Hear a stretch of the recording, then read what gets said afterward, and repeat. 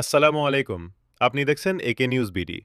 আজকের গল্প এক মহান আলেম ও স্বাধীনতা সংগ্রামের বীর আমির আব্দুল কাদেরের। ১৮০৮ সালে আলজেরিয়ার মাসকারা অঞ্চলে জন্ম নেওয়া এই ব্যক্তিত্ব ছিলেন একজন আলেম, সুফি, কবি ও দক্ষ সামরিক নেতা। শৈশবেই তিনি কোরআন, হাদিস ও ইসলামী জ্ঞানে গভীর দক্ষতা অর্জন করেন। ১৮৩০ সালে ফ্রান্স আলজেরিয়া দখল করলে তিনি জনগণকে ঐক্যবদ্ধ করে প্রতিরোধ আন্দোলনের নেতৃত্ব দেন। তার নেতৃত্বে গড়ে ওঠে শক্তিশালী সেনাবাহিনী ও প্রশাসনিক কাঠামো। গেরিলা যুদ্ধ কৌশলে তিনি ফরাসি বাহিনীকে দীর্ঘদিন বিপর্যস্ত করেন। ১৮৩৭ সালে তাফনা চুক্তির মাধ্যমে ফ্রান্স তার নেতৃত্বকে স্বীকৃতি দিতে বাধ্য হয়। তবে যুদ্ধ ও সংঘর্ষ থেমে থাকেনি।